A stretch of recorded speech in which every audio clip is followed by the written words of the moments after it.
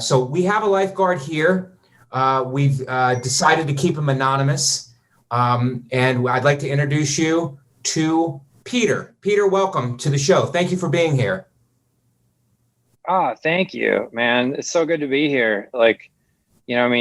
Here is like a construct kind of, like philosophically, like where are we, especially in COVID, right?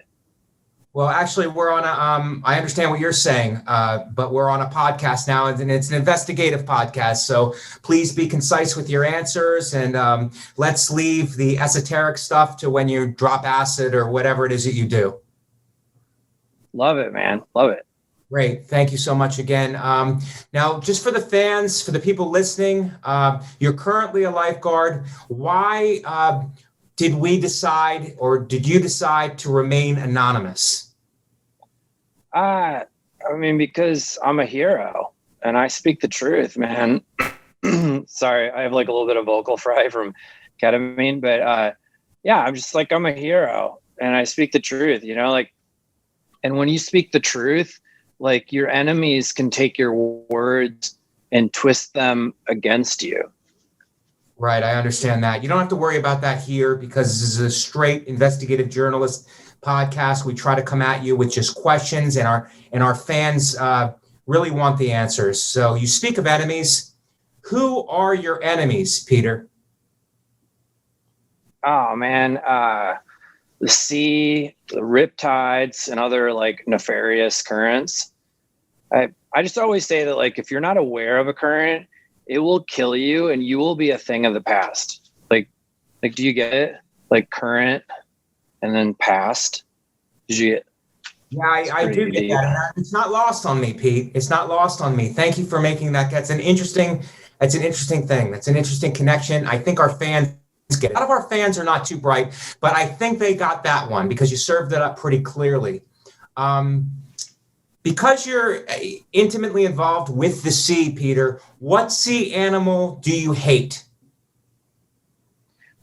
Sharks and killer whales are like obviously dangerous, but I just like swordfish the most because they're armed, like with a sword on their face, and they do not fight fair. I detest dishonest animals.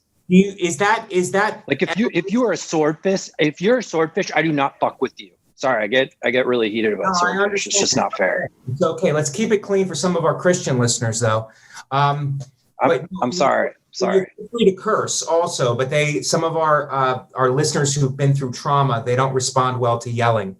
So, do you think? Yeah. So like when I see a swordfish, I'm like, frick. Okay. And they're armed. And you is that evolution's way of cheating, would you say, Pete? Like you're intimately involved with these sea animals. So is that evolution's way of cheating?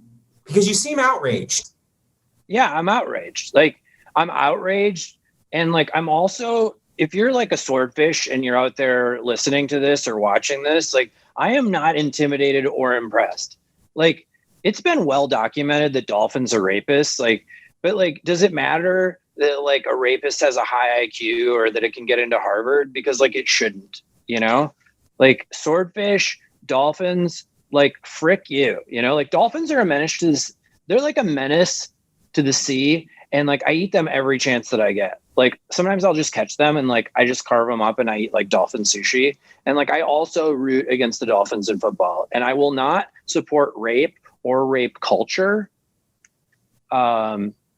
Who else do I not like? The octopus is no better than any of them. He has 8 arms. And like, how can you trust an animal with 8 arms? He shakes your hand with one arm while fingering your girlfriend with the other arm. The octopus is like a true Judas, like every time I order calamari, I'm like, this is for the betrayal. I've never heard a take like that, Peter.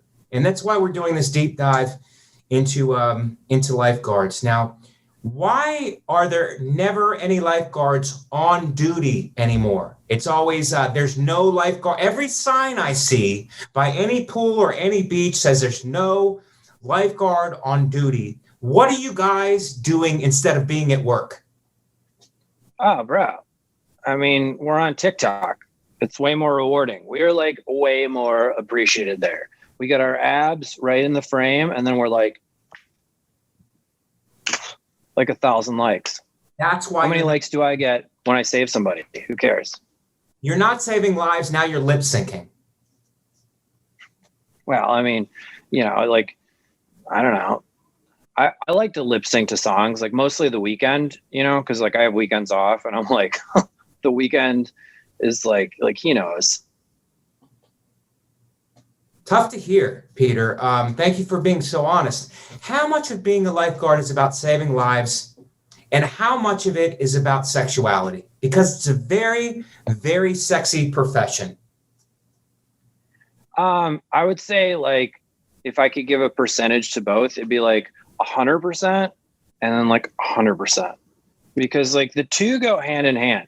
Like, one time I had this hot chick who was like a weak swimmer, and she just like rubbed sunblock on me. And in the middle of it, this other lifeguard had to take over. So I thought to myself, whoa, dude. Oh my God, sunblock, more like a cock block. Like, I was like in there. And like, meanwhile, a hot girl who is like a weak swimmer goes into the ocean and she like totally drowns. And my sexuality was keeping her out of the water, like how can we bone if she's like dead, and like, I know you can, but like, no, because I'm like a good guy, and like, as soon as my sexuality was interrupted, she perished in a watery grave. Yeah, that's the twist that you didn't see coming. Your sexuality was actually saving her life. You were saving her life by having a sunblock on you. Somebody else took over. She went in the ocean and drowned, and she would have been saved if she would have been able to continue to rub your body down. Is that what you're saying, Pete? Yeah, like, and I don't know if she drowned because like there was so much lotion on her hands and she like couldn't grip the water, or like, because that's the thing. Or like, I don't know if she was weighed down because like her heart had she had fallen in love with me, and so like her heart was just, it was like a treasure chest of gold that was just like, I guess I'll go to the bottom of the ocean. Yeah. Mary, that's a point I don't know. Coming, like her heart weighed her down. Her heart weighed her down. Yeah, her heart weighed her down. When you fall in love with a lifeguard, you like really fall hard. Now, Peter, let me ask you another technical work-related question. If you guys do actually work anymore, like I said, there's a lot of signs up that say no lifeguard on duty, and which means you guys are on TikTok. What if two people are drowning at the same time? Who do you save? The hot one. Like, I mean, you got to save the hot one, because like your chances of hooking up with the hot one are pretty great. And also, like, let's say a gal is like kind of a little fatty, like fat floats easier. So it's like hot girls need saving way more because they have less body fat, unless you're into like the fatties, like, which, I'll do that. Like, I go there, like, it's fun. Like they need, it's like they appreciate you more, the fatties, but like, I'd save the less fat girl. Okay. I don't know if our fans would like us calling them fatties, but I don't know what the work environment is there. Yeah. All right. For your fans, like if you're like a total fricky, that's what I call fatties. Like if you're a fricky, the society calls them plus sized, Peter. What is the lifeguard community? Because it's interesting for us to know. We're getting a deep dive. We're getting a behind the scenes look. The regular society calls people, not just but people plus sized. What does the lifeguard community call them? Yeah, I mean, it's more of like, I don't know, like depending on how fat you are, like sometimes it's not like a plus symbol, like plus size. Sometimes it's like infinity sized, because some people are like just huge, man. Like I've had to, like, you got to like get behind a guy and you basically put him in like a chokehold, and then you tread water to swim him to shore. And like some people, I got pretty long arms, bro. And like, I can't even get my hand around their chin fat. That's how bad it is. Like I'm like trying to palm his head like a basketball just to get him back to shore, because you're so fat, you're so fricky. This has been a buffet of information, and our fans really appreciate it. A personal question. I'm sorry if I'm treading on thin ice here. I don't know if that's the term. Do lifeguards mostly date each other? Yeah, we do, but like we also date like other guards, if that makes sense, like safety guards or like crossing guards or like prison guards. Like I even saw like a shin guard on a soccer player and I was like, I'm into it, like we're all guards.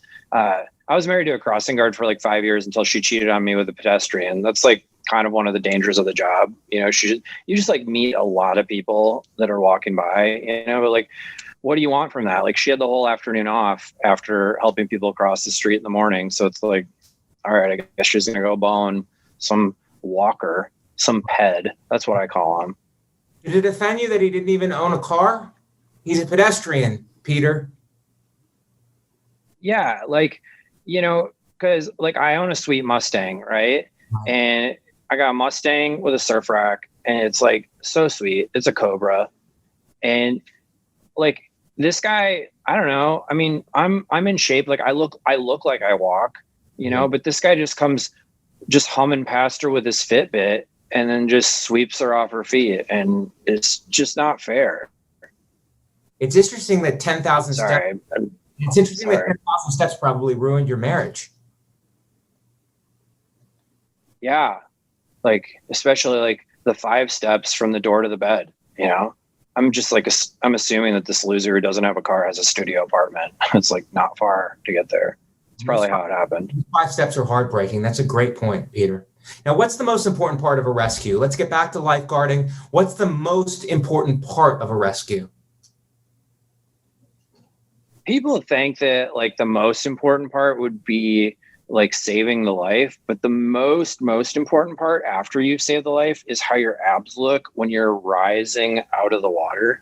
Because when you come out, like imagine, like you've seen street performers, right? Where a crowd has gathered. Imagine that you're saving a life, but like that's your street performance. So I'm coming out of the water and my abs are like, and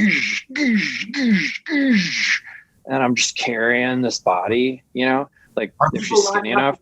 And stomach, Peter, are people lining up to wash clothes on your stomach? Oh my God. They're like most people are in bathing suits, but like I've had women who are like, maybe I'm just going to take my top off right now and like wash it on your abs. Right. It's sexuality. It's pretty real. Yeah. Sexuality is the biggest part of the rescue. That's what I assumed, being a very sexual person. We have a very sexual investigative podcast here, and sexuality was my first instinct, but I'm glad you confirmed it. Peter, have you ever given mouth to mouth?